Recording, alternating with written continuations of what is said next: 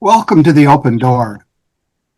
Jim Hanink here with fellow panelists Mario Ramos-Reyes and Valerie Niemeyer. Today, we're going to be talking about four giants of 20th century Catholic thought. Edith Stein, Dietrich von Hildebrand, Jacques Maritain, our personal favorite, and of course, Karol Wojtyla, also known as St. John Paul II. Our very welcome guest is Professor Rick Spinello. He teaches at Boston College and St. John's Seminary in Boston. The author of numerous scholarly articles on ethics, Spinello has written and edited many books as well, including the Encyclicals of John Paul II, an introduction and commentary, and the Splendor of Marriage, John Paul II's vision of love, marriage, family, and the culture of life. Let's begin, as we always do, in prayer. Come, Holy Spirit, fill the hearts of your faithful and kindle in them the fire of your love. Send forth your Spirit, and they shall be created, and you shall renew the face of the earth. O God, who have taught the hearts of the faithful by the light of the Holy Spirit, grant that in the same Spirit we may be truly wise and ever rejoice in his consolation. Through Christ our Lord. Amen. Rick, how did you end up authoring a book on four Catholic philosophers? Well, thank you. First of all, thanks very much for having me. It's a great pleasure to be with you. So how did I end up writing this book? Actually, I might begin just by talking a little bit about my own background and how I came to this point. I had the great pleasure of studying philosophy at Fordham University. That's where I got my PhD. That's my one link with Dietrich von Hildebrand, because he taught there. Unfortunately, he was gone by the time I got there. I just missed him, really. I would love to have taken a course with him, but he had already left. And when I went there, I was very much interested in German philosophy. I had caught that bug that a lot of young aspiring philosophers caught in the 1970s, the Hegel, Heidegger, Husserl, that seemed to be where everything was happening. But fortunately, I had these great Thomists there. The Fordham was full of Thomistic scholars, Father Norris Clark and Father Jerry McCool. I don't know if people know these names today, Father Jordan Seal. And they turned me into a Thomist. So I went in looking to study Hegel and came out a Thomist. And then taught ethics for a while, natural law, philosophy, business ethics. And my wife is the one who really got me interested in John Paul II. She kept telling me to read Veritatis Splendor. And like most husbands, I didn't listen to my wife, But finally, she persuaded me that I should read this book. And it was a great experience for me. It was, I might compare it to the poet Goethe. Goethe said that when he read Kant's Critique of Pure Reason, it was like walking into a well-lighted room. And by the way, no one has ever had that experience reading Kant's Critique of Pure Reason. But when I read Veritatis Splendor, that's what it was like. It was like walking into a well-lighted room, because everything became clear to me about moral theology and its relation to philosophy and conscience. All these issues that I think had been somewhat obscure became very clear to me. So that's when I decided to sort of devote a lot of my scholarly career to the work of John Paul II, particularly his work as a philosopher, as Karol Wojtyla. And I've written several books on him. And this book is sort of an attempt to kind of broaden my perspective and think a little bit about not just him, but about Catholic philosophy in general in the last century. And also to see how he relates to some of these other thinkers like Edith Stein and Dietrich von Hildebrand. So that's how this book came about. One Norris Clark anecdote. He was hang gliding in his 80s. Yeah, that sounds like Norris Clark. I knew him pretty well. He loved high places, that was his thing. And he believed that if you were going to be a real metaphysician, you had to like to go up into the mountains, because he said up there you could kind of get a sense of the whole, how everything fits together. And that's sort of analogous to what a metaphysician does, to sort of get a unified vision of reality. So he was a mountain climber. So I'm not surprised that he'd be hang gliding and doing those things even when he was in his 80s. He was always very vigorous. Yeah. But always thinking too, always, his mind kind of never shut off. He was a great philosopher, a great thinker, and people should try to rediscover his writings. He didn't write a lot in his early years, but then after he retired from Fordham, he wrote a number of books that are very well worth reading. Yes. Well, Mario, what next? We've got a whole bunch of questions we want to be asking. Well, it's very interesting. Why did you choose these four philosophers? That's my question. Yeah. I'm curious. And another, you can comment also, what is the genre of your book? Is intellectual history? Is history of philosophy? What do you think it is?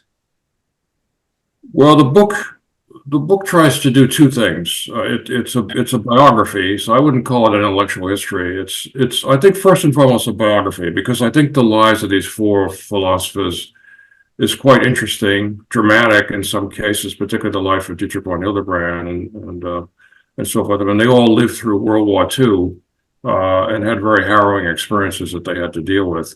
So it's a biography, and in addition to that, it's an introduction to their different philosophies.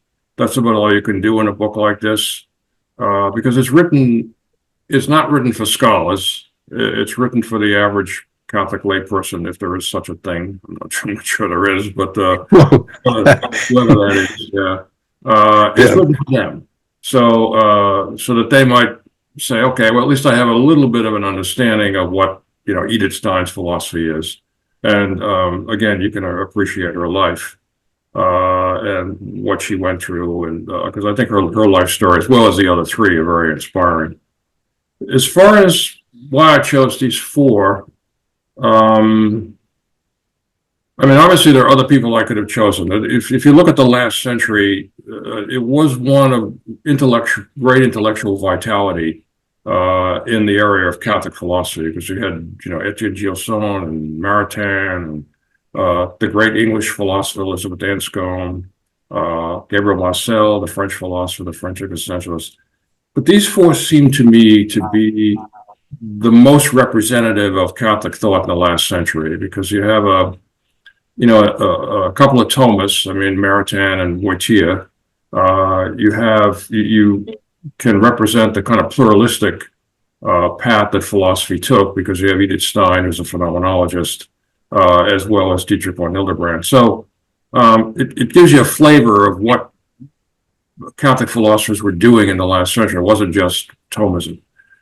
So that's pretty much why I picked those four. Also, a lot of material available on these four. It'd be hard to write a biography of, say, Elizabeth Anscombe. I mean, there isn't a lot written about her, but there's a lot written about these four, and a lot of their diaries and personal journals are available. That also helps. So that was another reason why I picked these four as opposed to others. I started off, my original goal was to write a book on Catholic philosophers in general, to maybe cover them all, 7, 8, 9 of them. But then I said, well, that's too much. Even 4 is a little bit too much. So I had to narrow it down, and these are the 4 I ended up with. Thank you. Yeah, thank you. Go ahead, Mario. You got a follow up? No. Next time. Okay. Well, you keep mentioning Catholic philosophy, and apparently there's it's kind of a contested issue as to whether there is such a thing as Catholic philosophy. And so I'm just wondering if you can shed light on why that's a contested issue. What is Catholic theology, and why do people argue about that? Yeah, that's a good question, I think. it is a very contested issue. There've been different symposia about it at universities. The last one that I recall, I didn't attend it, but the last one I recall was at Georgetown University, which had a lot of people representing different points of view. So there's two schools of thought. One is that, there is no such thing as Catholic philosophy or Christian philosophy, that there's just philosophy. There are Catholics and there are Christians who philosophize, but no Catholic philosophy. Just like there'd be no Catholic mathematics or no Catholic physics, there'd be no such thing as Catholic philosophy. And then the other school of thought says, well, there is something very distinctive about Catholic philosophy. Now, what would that be?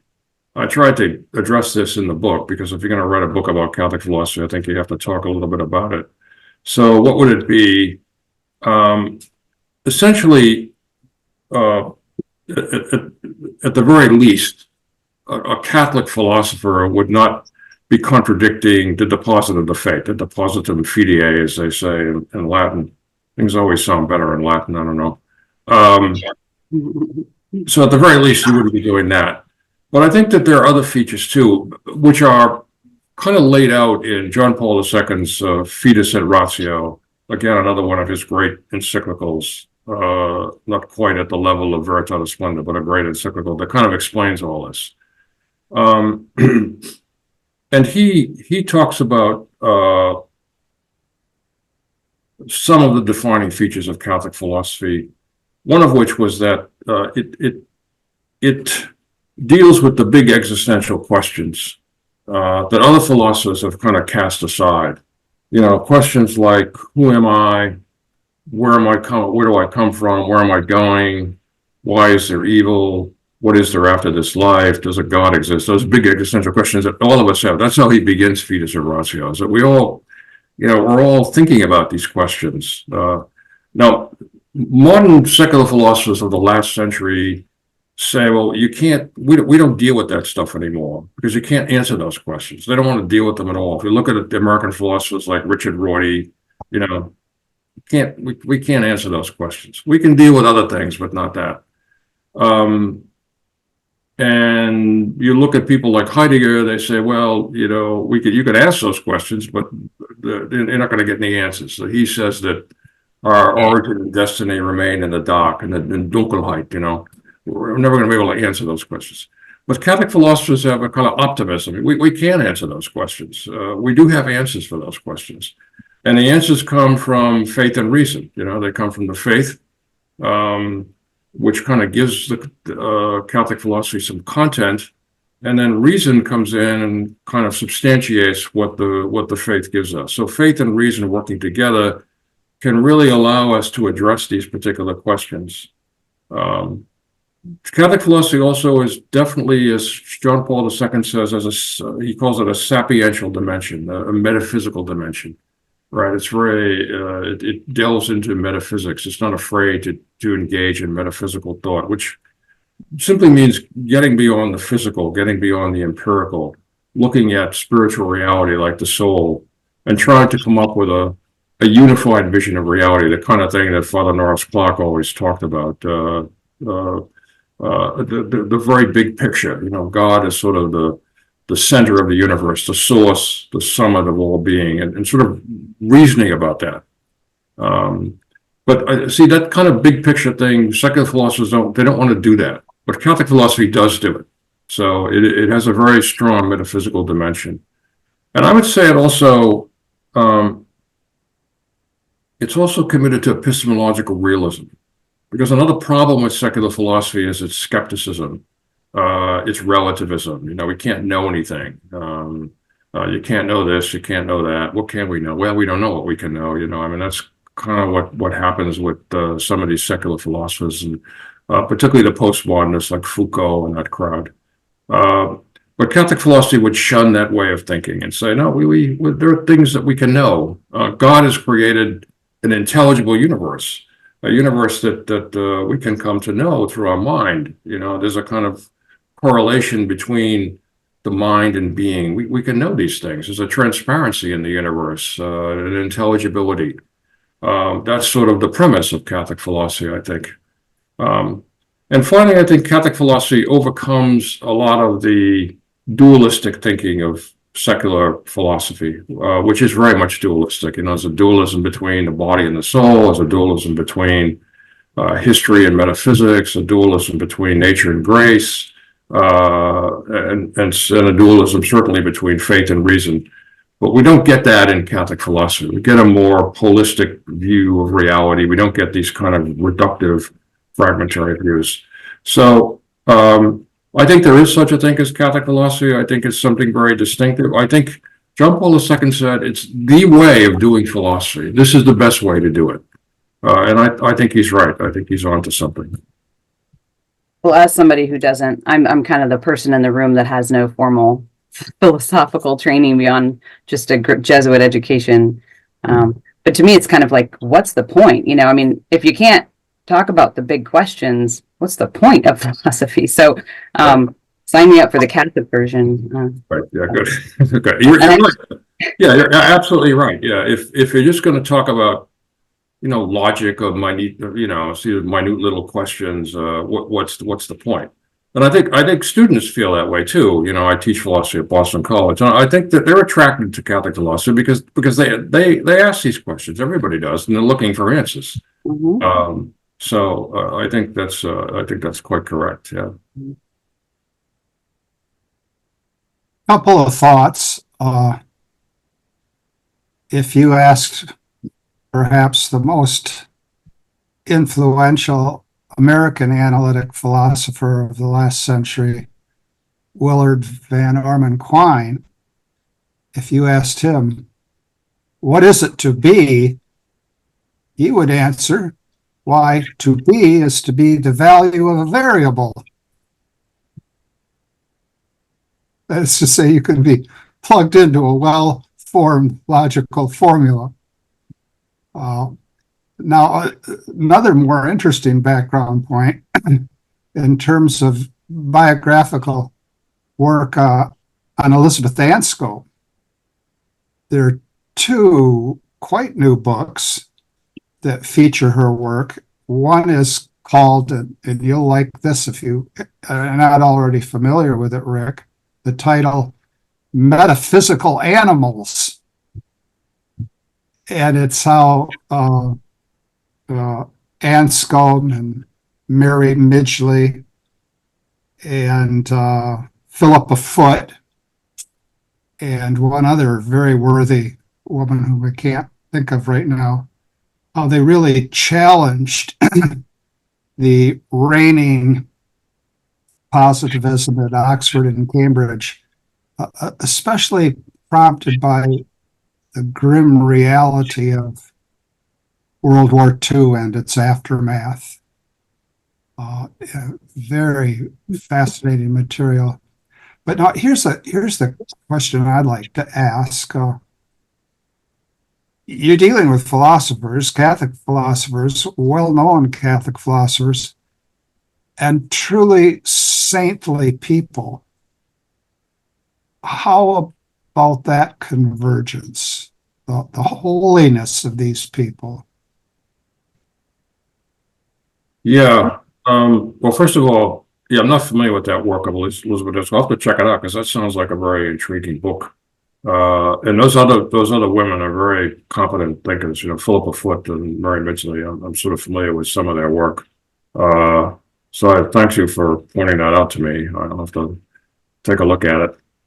So how does their saintly life and their philosophy kind of fit together? Well, I think that's really a big lesson when you look at their biographies, that there is a connection between the intellectual life and the spiritual life. That if you're going to be a competent and successful philosopher, it's very important to get the support of prayer and contemplation, which was typical of all four of these people. They were very contemplatives. They engaged in contemplative prayer, because I think that prayer and contemplation really purifies reason and strengthens it in some ways. That's something that they all saw. So that, and reason without faith, reason without revelation, reason without the support of prayer can easily become very erratic and even sometimes violently irrational. One of the things I tried to do in the book was to contrast the way these people lived and thought before them with, again, some secular philosophers like Heidegger and Alexander Kojève, the great Hegel scholar, and Sartre and Foucault, who, in the words of Mark Lilla, who wrote this book a number of years ago called The Reckless Mind, were very reckless in a lot of their, not just their philosophical reasoning, but also in their political comments, right?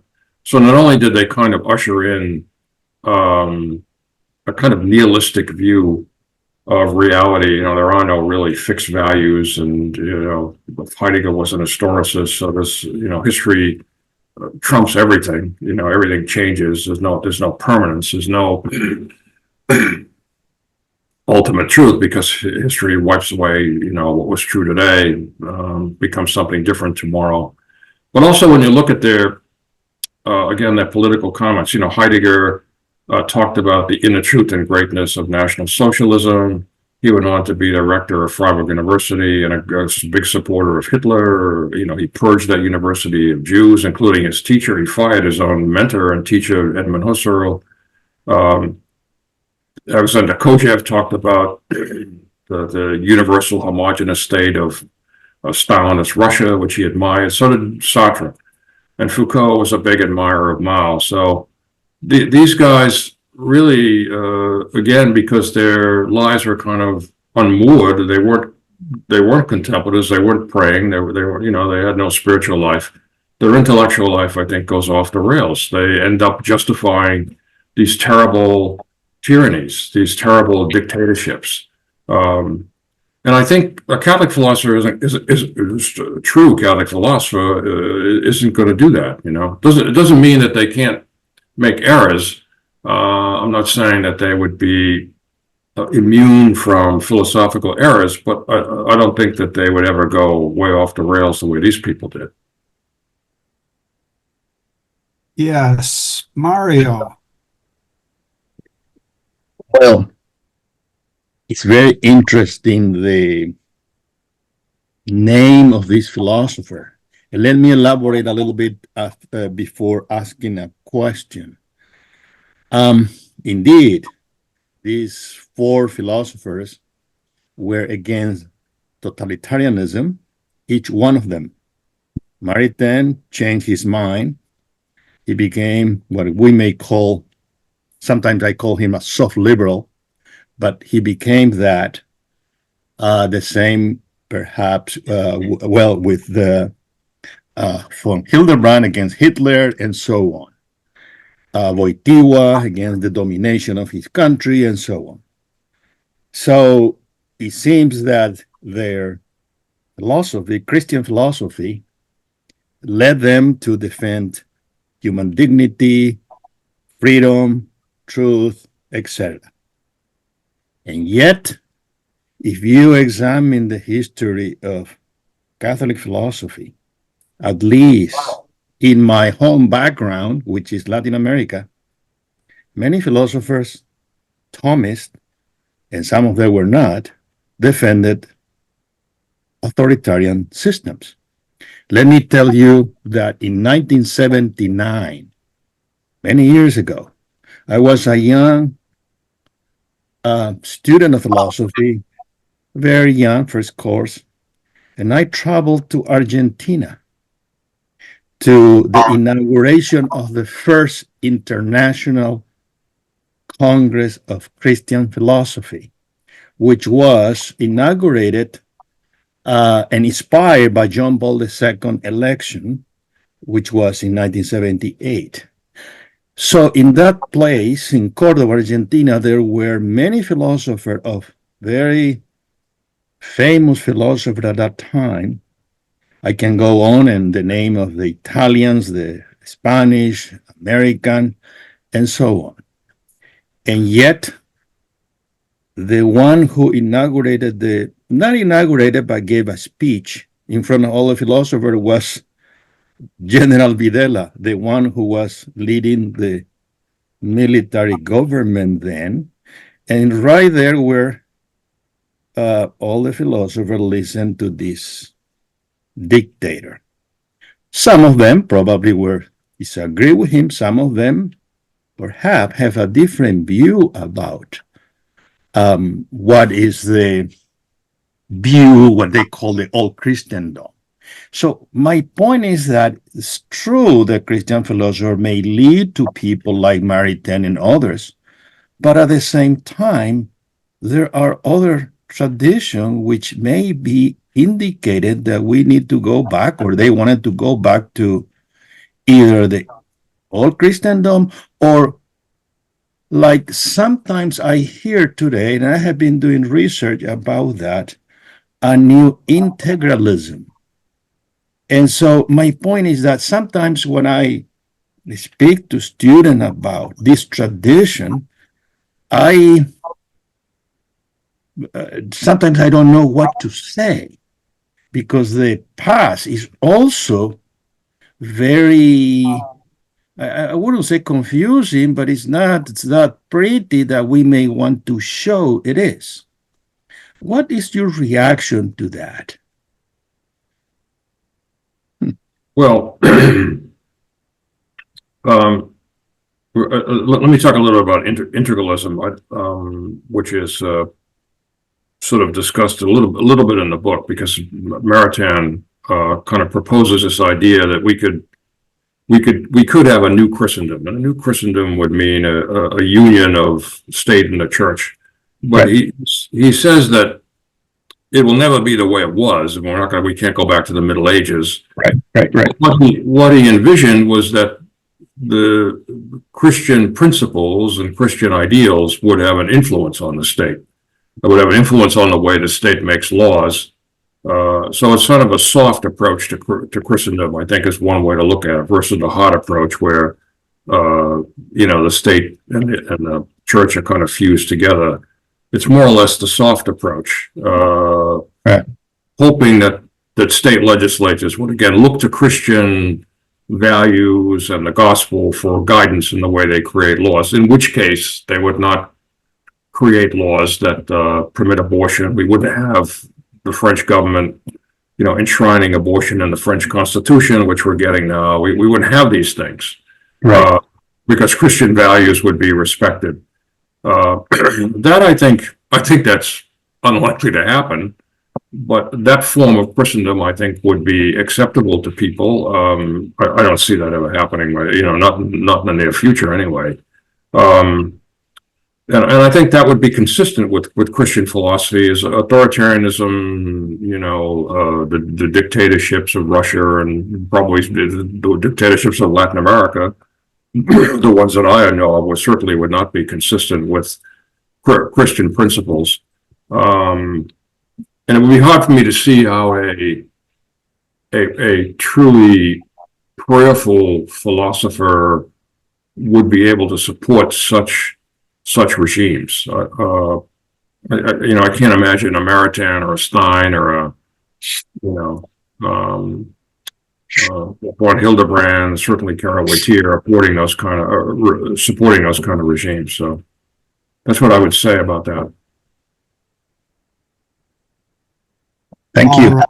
Yeah, you raise a very good point, though. It's very interesting to kind of broadens our perspective a little bit to consider Latin America and the church's role there. It's which I think, as you suggest, is very complex. Because I don't want to get into that. It's very complex, but that because of his view on the new Christendom, Maritain was called a heretic, and there were books written about him on that, mainly in Latin America and Chile and Argentina and all that. And so there were a trend then. They were called integralists. And to my surprise, that idea came back, not in a different form. I have to be very careful about that. That came from a British philosopher and some others, and tried to somehow bring it back in a different format. Almost, I wouldn't say identical, very close to what once upon a time was the claim of the for Christendom, but in Latin America was supported by authoritarian government. And so that's a very, for me at least, perhaps people don't have that experience, but for me at least was very disturbing in the sense that we are going to lose certain freedom. You may call liberal freedoms, but freedom of speech and so on. So it's a very complex topic, but that was my observation. So Yeah, okay. Integralism has sort of made a comeback. A lot of people write about it and talk about it, and but I think it's what they're referring to now is this kind of integralism of Maritain, this soft version of it, yeah, which I think most people would find quite acceptable. Most Christians would find acceptable. It's just unrealistic that in a secular society, all of a sudden, people are going to start to embrace Christian values. That's highly unlikely to happen. Unrealistic, yes. Yeah. Un milagro, un milagro. Valerie, lead us forward, please. Well, I'm curious. So you're talking about prayer and contemplation as a major safeguard against being led down wrong paths. Philosophically, I can think about my graduate theological studies, and I had several core classes with what somebody called a very seductive, charming professor who didn't really adhere to magisterially orthodox views, but it was very easy to be kind of taken in by what seemed to be solid and winsome, ways of thinking about things. And so I'm curious if there's other, beyond, of course, prayer, of course, just unity with God is going to protect us. But is there other things about these four people, or just in your own experience in academia, are there other factors that help protect people, perhaps, or help people to sort of stand against the current?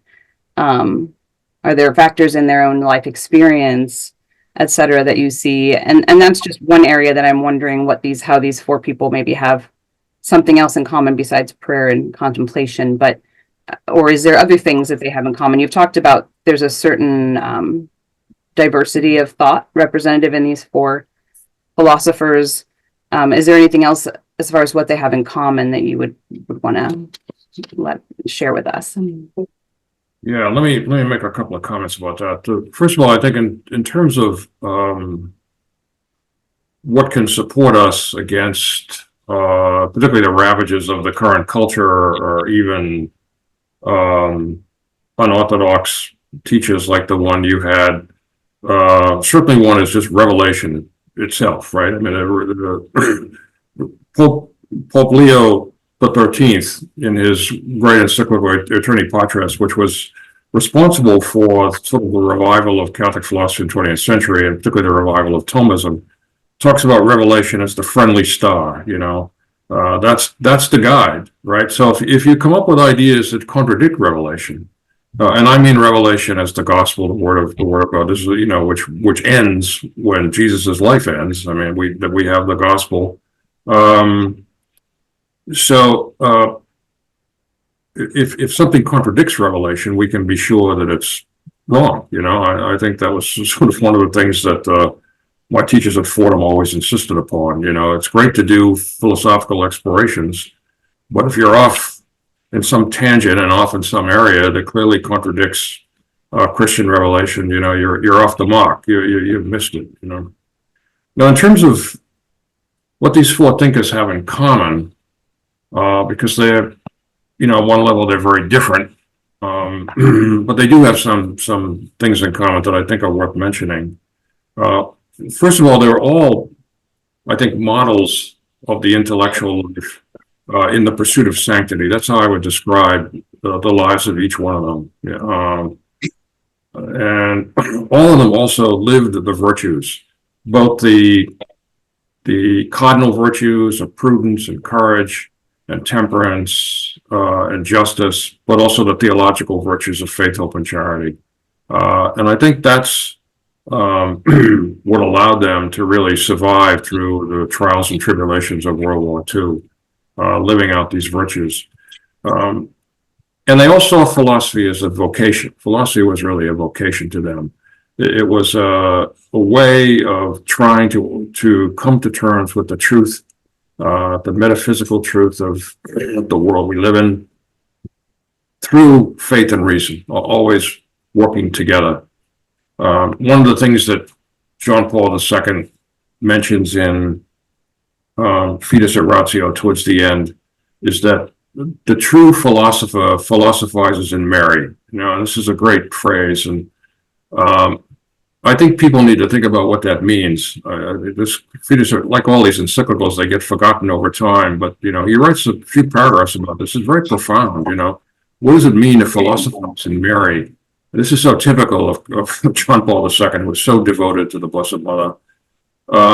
And it means, first of all, to seek her help, to seek her intercession with her son, so that you stay on a straight and narrow path, and that, you know, truth is revealed to you. But it also means to be, I think, receptive of the truth. You know, not, you don't want to be creative of it, create some sort of avant-garde truth, but just receive the truth that has that is kind of obvious from God's creation, you know. So our goal is to be receptive, not really productive of the truth, but to be receptive of it. But that's something that needs a lot more thought, you know, on philosophizing Mary. And in terms of commonality, they were all personalists. They all belonged to that school of personalism. They came at it from different points of view, but the person was very important to them. The seeds of this thought in Aquinas, but they take it much further. You know, the idea that the person has this immeasurable dignity, that the person must always be affirmed for her own sake. And on affectivity, which kind of gets lost with Aristotle. And in addition, when you look at their lives, they all, in terms of commonality, they all lived through World War II. And suffered greatly. I mean, World War II really wrecked their lives in some ways. Three of them were converts to the faith. That's another thing they have in common. And Woytyla too was sort of a convert in his own way. He was he had to undergo a conversion. He was a man who wanted to be an actor, right? I mean, when he left his little town in Wadowice and moved to Krakow to study at the Jagiellonian, that was his great goal. He had been an actor in high school, and he wanted to act. And you could see just by looking at him and his speeches that he would have been a pretty good actor. But in World War II, he underwent a kind of conversion. He realized, well, the world doesn't need another actor now. The world needs priests. The Polish church is going to need priests to rebuild itself, to rebuild its culture. So he had to undergo a kind of his own transformation. Well, all of them then were kind of, I would say, kind of open to the unexpected, open to the divine, you know. So they all, and that accounts for this conversion that they underwent. I don't know about Dietrich von Hildebrand, but I do know that Edith Stein and Karol Wojtyla and Jacques Maritain, along with his wife, were very devoted to the Blessed Mother. It's interesting that they all were devoted to images of her in some distress. Our Lady of Czestochowa for Woytyla, Our Lady of Sorrows for Edith Stein, Our Lady of La Salette for the Maritains, you know. She Who Weeps, that was Our Lady of La Salette. That had a powerful attraction on them. Why was the Blessed Mother weeping, and what could we do about it? So they all had that particular devotion to Mary, a devotion to Carmelite spirituality, which had a huge impact on Edith Stein. She became a Carmelite, of course, and that was the basis of her conversion, reading Teresa of Avila. John Paul II fell in love with the works of St. John the Cross. That was his first dissertation. And the Maritains, too, were very much steeped in Carmelite spirituality.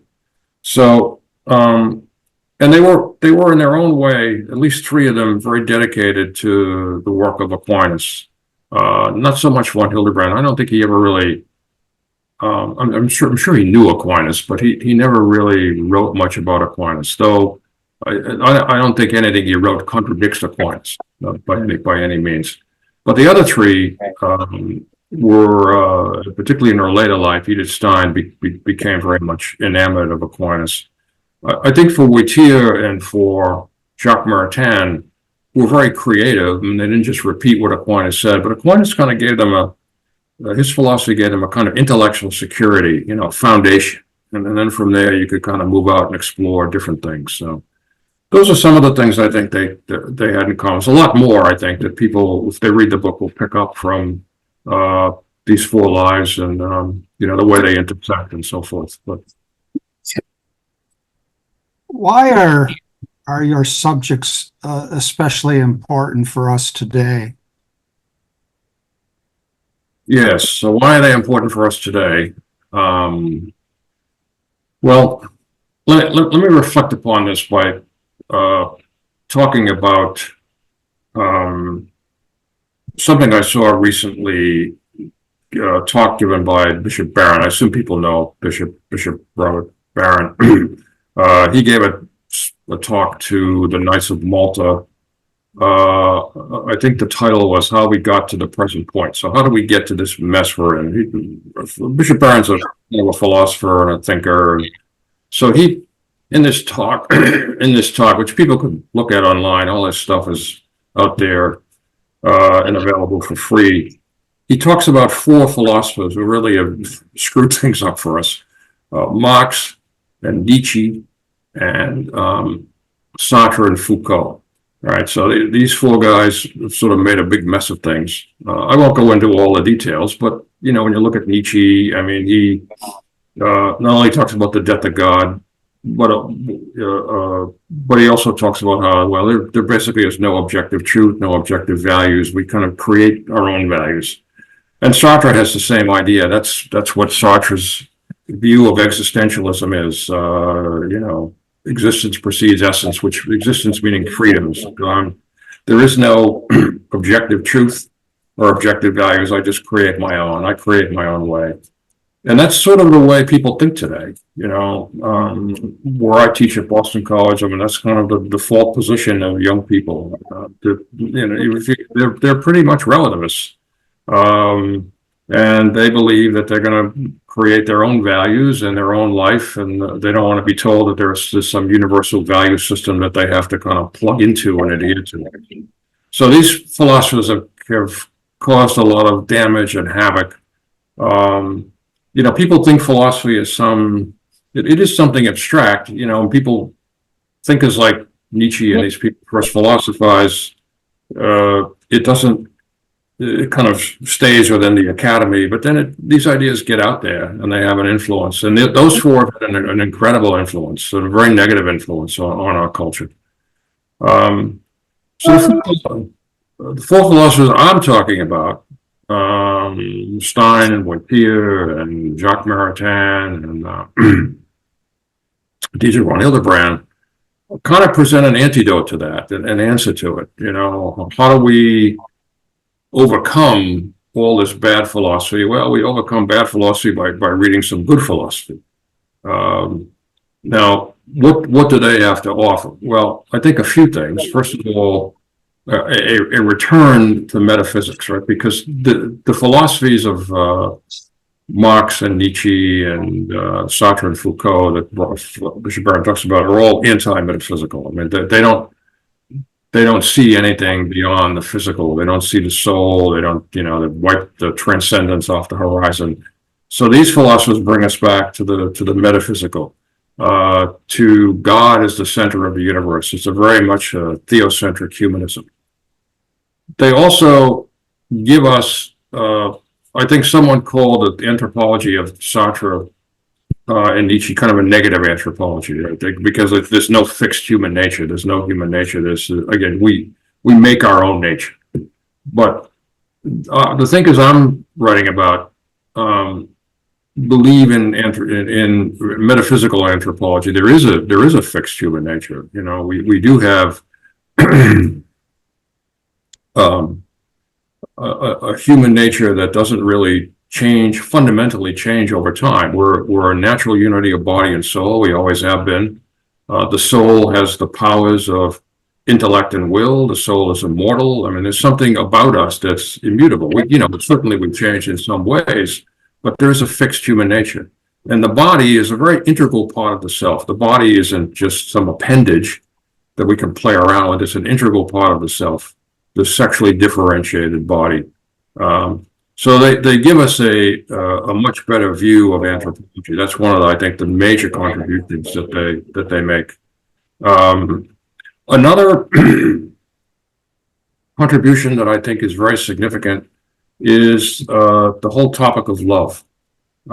This is very much in dispute today. There's so much confusion about love. We hear all these simplistic phrases: love is love, love is everywhere. We have in the works of Woytyla and Dietrich von Hildebrand two of the greatest books on love that have ever been written in the history of philosophy. We have von Hildebrand's The Nature of Love, which is a very profound work. It's difficult, but certainly worth reading. And then the great book by Karol Wojtyla, Love and Responsibility, which I think is one of the greatest books of the last century. I'm a little bit biased, but I teach that book to my seminarians at St. John's Seminary up here in Boston, and they love that book. You know, it has a huge impact on them. So these two books on love are very significant. That will clear up all the confusion about love that exists in the current culture. It's just, you don't have to read them both, but you could read, but they kind of complement each other. It's better to read them both, but at least read Love and Responsibility, and people will know that love is not something simple. It's not, to say love is really to oversimplify things and distort what love is. There are different kinds of love. You know, and as Woytyla says, and von Hildebrand says the same thing, there's a big difference between the love of friendship and spousal love.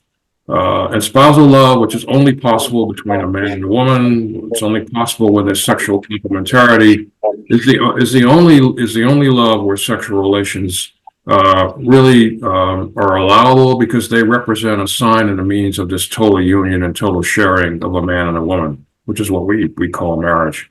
So both of them give a sense of the fact that love is complicated, that there are different kinds of love, and we have to respect the fact that love has different forms. It's not something simple. So I would say that also, those two books, very influential. What's another interesting topic that just about all of them write about is the relationship between the individual and the community, and the importance of community.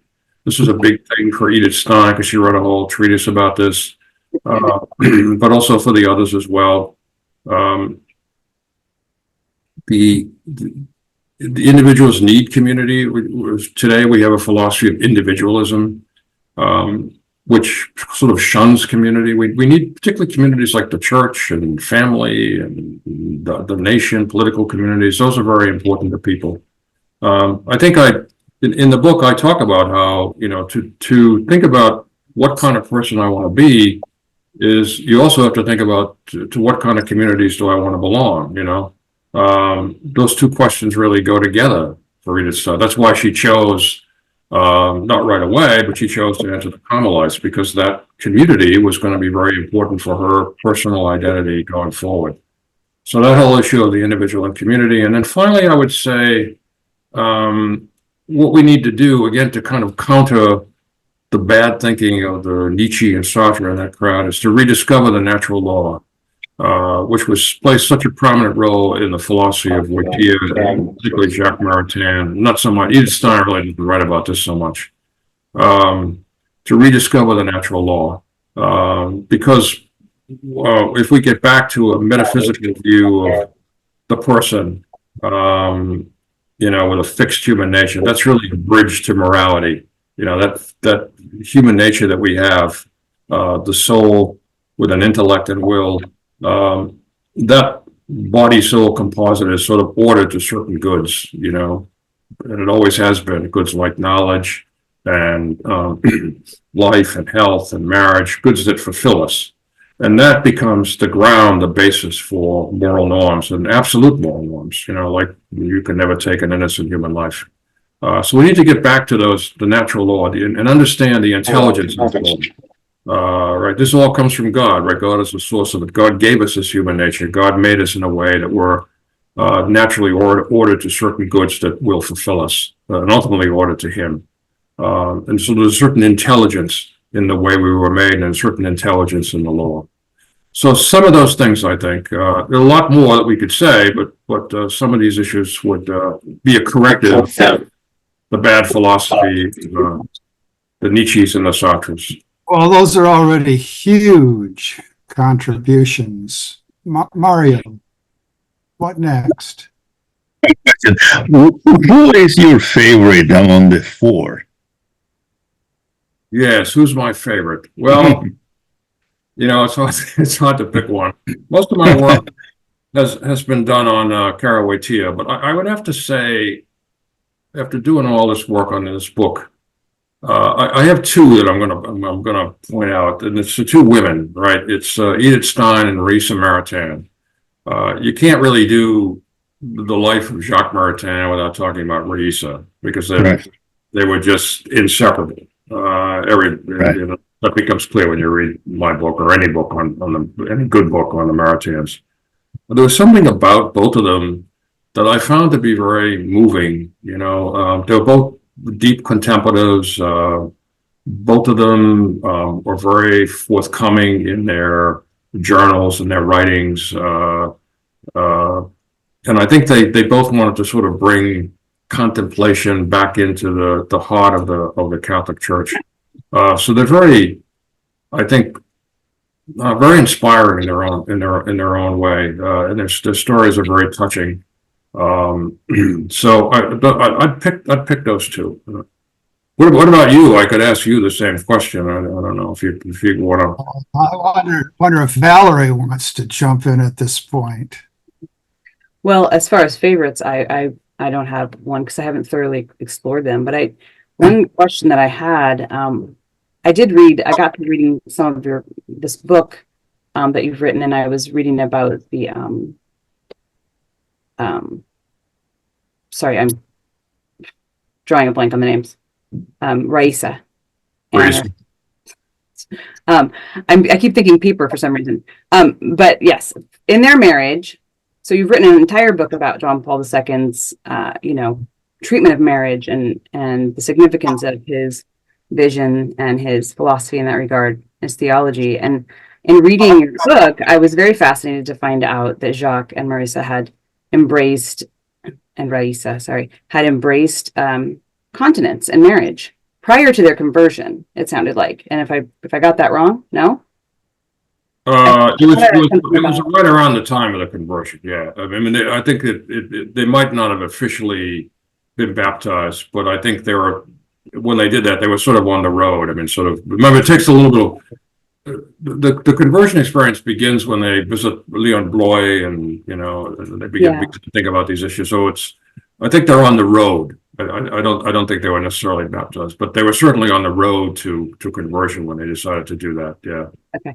Well, I just thought it was interesting because I'm always thinking about our culture and the way, what is the solution? How do we affect the culture in terms of, this kind of entitlement to sexual behavior that's kind of reigns in the popular mind that people are just entitled, in a sense, and there's no sense of like, why would you give that up?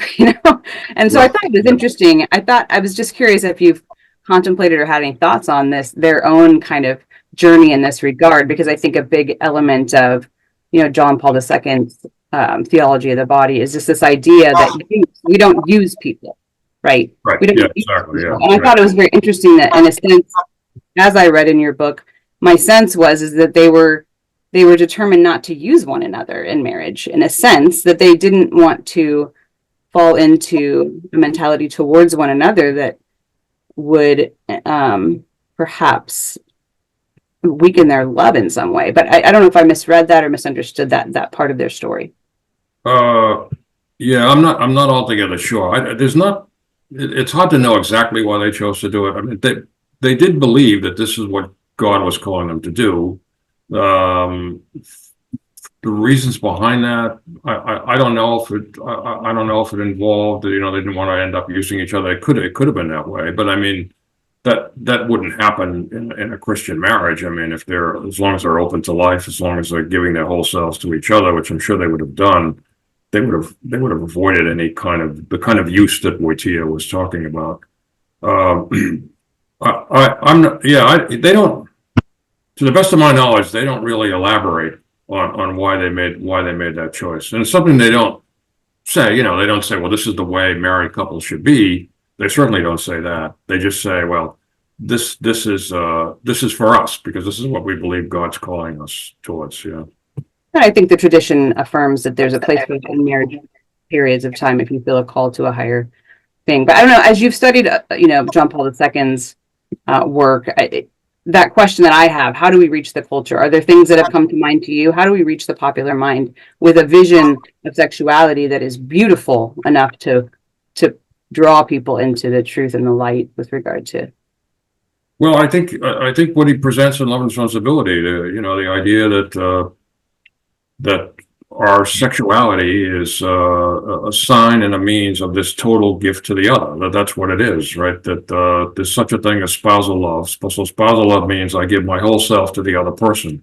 And that includes my fertility, my sexual powers, everything I give to the other. This whole idea of a mutual self-gift that's permanent, that lasts forever. I don't have to worry about my spouse running off with the secretary or some guy she meets at the bowling alley or whatever. This permanent union, I think that's a pretty powerful image for young people. And it gives sex a meaning that it doesn't have now because if it's just something trivial, it has no meaning. So I think the very heart of Love and Responsibility is the discussion on spousal love, which I think is very attractive to young people. I mean, I'll tell you this. I mean, it's a hard sell at Boston College. It's because the seminarians love it, but teach it over at Boston College, that's a tough story for them to accept because it's so countercultural. But some of them certainly, after thinking about it and reading it, I think come along. So it's a great battle, but I think books like Love and Responsibility do help in that regard, and they do help give an image of, again, spousal love, which should be attractive to everybody. We're, I'm so sorry to say, close to the end of the hour. However, we have a kind of nascent tradition on our show of a pop quiz. Do I have to take the pop quiz or? If you walk through the open door, You should. you are subject to the pop quiz. Now, I'm going to read a passage from author X, and I'm going to ask you folks who you think the author is of this passage, and it's certainly apropos to what we've been just now speaking of. Love is not concerned with qualities. They are not the object of our love. We love the deepest, most substantial and hidden, the most existing reality of the beloved being. This is a metaphysical center deeper than all the qualities and essences which we can find and enumerate in the beloved. The expressions of lovers are unending because their object is ineffable. Love seeks out the center not to be sure as separated from its qualities, but as one with them. This is a center inexhaustible of existence, bounty, and action, capable of giving and of giving itself, capable of receiving not only this or that gift bestowed by another, but even another self as a gift, another self which bestows itself.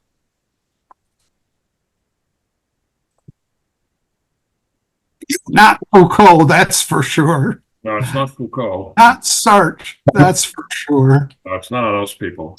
Sounds Woytyla to me. Well, Wojtyla complimented the author of that passage. That's Jacques Maritain. Maritain. It's Jacques I wouldn't have guessed that. That's pretty good. I knew it didn't sound like Woytyla, but I would not have guessed Maritain. Yes. There's so many things in Maritain that other people sometimes say, I wish Maritain had said more about. And he does say a great deal about them. Right. To go from the sublime, I think the sublime, to the absolutely weirdly trivial of our time.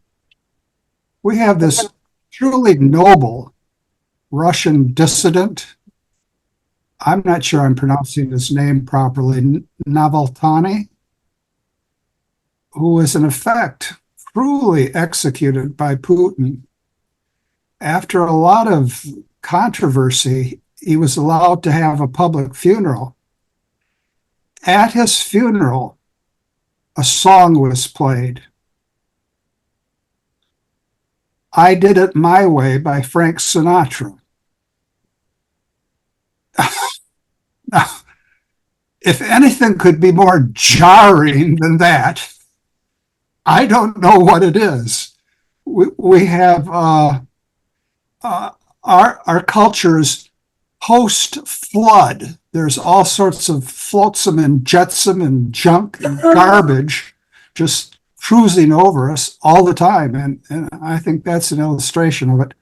But at the end of our program, we always return to our source, which is the gospel. And the gospel for today is from Matthew. Jesus said to his disciples, do not think that I have come to abolish the law or the prophets. I have come not to abolish, but to fulfill. Amen, I say to you, until heaven and earth pass away, not the smallest letter or the smallest part of a letter will pass from the law until all things have taken place. Therefore, whoever breaks one of the least of these commandments and teaches others to do so will be called least in the kingdom of heaven. But whoever obeys and teaches these commandments will be called greatest in the kingdom of heaven. Come, Lord Jesus, come. Thank you. Thank you so much, Rick, for joining us. It was a pleasure. Thank you for having me. Pleasure for me too. I enjoyed it very much. Yep. Thank you all. Excellent. Appreciate it. And the next book is in draft form on your desk, I'll bet you right now. Of course. Yeah, right here. Yeah. Oh, yeah. All right. And when you finish, let us know and we'll invite you back. Thank you very much. Yeah. Thank you. All right. Thank you again. All right. Thank you so much. See you. Bye now.